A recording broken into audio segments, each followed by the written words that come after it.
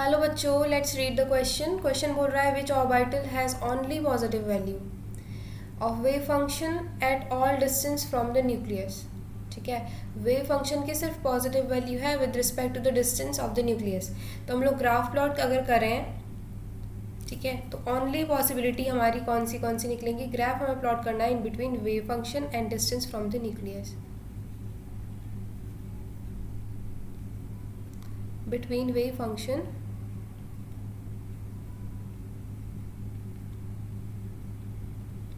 and distance from the nucleus।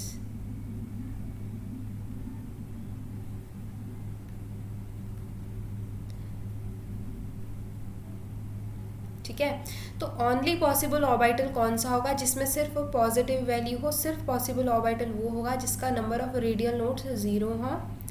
ठीक है, देखो इस केस क्या होता है ना, जब हम लोग ओनली पॉसिबल वैल्यू कर रहे हैं, when only positive value consider कर रहे हैं, सिर्फ पॉजिटिव वैल्यू कंसीडर कर रहे हैं, यानी कि क्या हो जाएगा, when minimum value of r के लिए मैक्सिमम वैल्यू ऑफ साई हो जाएगी। ठीक है, हम ग्राफ प्लॉट कर रहे हैं in between psi and r which is distance from the nucleus. Okay, तो ये ग्राफ हमारा कुछ इस तरीके से बनता है। Maximum value of r, minimum value of r, maximum value of psi for minimum value of r के लिए स्टार्ट होता है, और ये जब ग्राफ प्रोसीड करता है बच्चों, यहाँ पे टच नहीं करता। ठीक है, क्योंकि अगर ये इसको टच करेगा, इसको अगर ये टच करेगा फॉर एग्जांपल, तो उसका मतलब है उसमें रेडियल नोड्स कुछ ना कुछ आएंगे। अगर कुछ ना कुछ रेडियल नोड्स आ रहे हैं, रेडियल नोड्स आना मतलब नंबर ऑफ इलेक्ट्रॉन के पाए जाने की पॉसिबिलिटी उस जगह पे 0 है।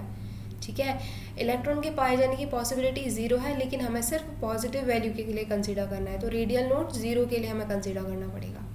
ठीक है, यानी कि अगर वो टच करता, मैंने ये बोला कि अगर वो यहाँ पे टच करता फॉर एग्जाम्पल, तो उसके लिए रेडियल नोड आता कुछ ना कुछ। ठीक है, उसके लिए कुछ ना कुछ रेडियल नोड आता, इसका मतलब वैल्यू क्या हो जाती, 0, लेकिन हमें सिर्फ पॉजिटिव वैल्यू कंसीडर करनी है। ठीक है, तो देखो बच्चों, अगर रेडियल नोड 0 है, रेडियल नोड निकालते कैसे, n माइनस एल माइनस 1 से निकालते हैं, this should be equal to 0, right. n तो 0 हो नहीं सकता। ठीक है, principal quantum number cannot be equal to 0, तो इसका मतलब क्या हो जाएगा, l की वैल्यू 0 हो सकती है पॉसिबल। ठीक है, n माइनस एल माइनस 1 0 तब होगा जब n minus 1 is equal to क्या आए, 1 आए। ठीक है, तो अगर l इज इक्वल टू, इस कंडीशन में अगर हम l को 0 रख दें, ठीक है, तो n इज इक्वल टू क्या आ जाएगा, 1 आ जाएगा। तो हमारी क्या कंडीशन फुलफिल हो रही है, l की वैल्यू 0 1 2 3 के लिए ऑर्बिटल्स होते हैं s p d and f।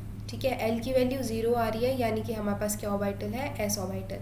n की वैल्यू क्या आ रही है, 1, इसका मतलब ऑर्बिटल कौन सा है, 1s ऑर्बिटल है। ठीक है, तो हमारा आंसर क्या आ जाएगा, 1s फॉर 0 रेडियल नोड, क्योंकि रेडियल नोड अगर एक भी होगा तो वो 0 को टच करेगा, और हमें पॉजिटिव वैल्यू के लिए पूछा है।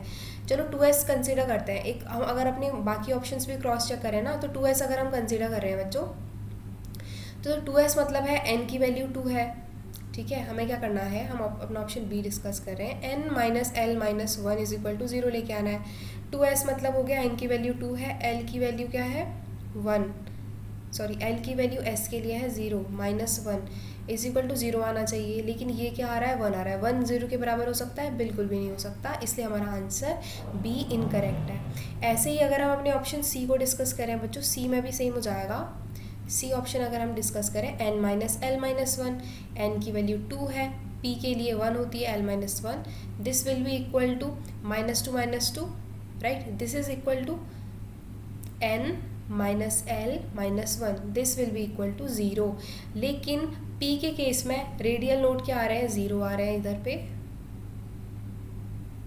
Radial node is equal to 0। लेकिन जब हम ग्राफ की बात करते हैं 2p के केस में, तो 2p का ग्राफ ये है 1s का graph. Okay, this is for 1s।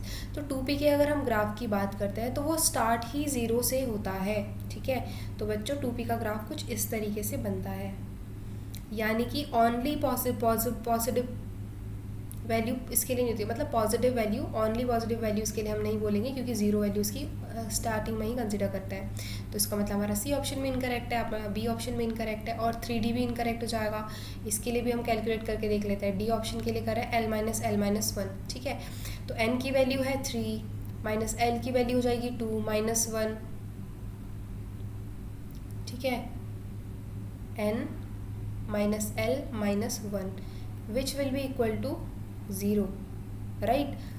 तो इसका मतलब क्या है कि 3D का अगर हम लोग ग्राफ देखें वो भी 0 से स्टार्ट होता है, रेडियल नोड 0 है बट स्टार्ट 0 से होता है, तो ये भी हमारा इनकरेक्ट हो जाएगा, ठीक है। I hope you understood well. 1s हमारा आंसर हो जाएगा बच्चों। 2s के लिए नोड्स ही 0 पॉसिबल नहीं हो पा रहे हैं, और अगर हम लोग 2p की बात करें 0 नोड्स है लेकिन स्टार्ट ही 0 से कर रहा है, और 3D भी 0 से ही स्टार्ट करता है जब हम प्रोबेबिलिटी डेंसिटी, जब हम साई और आर के बीच में ग्राफ प्लॉट करते हैं। थैंक यू बच्चों।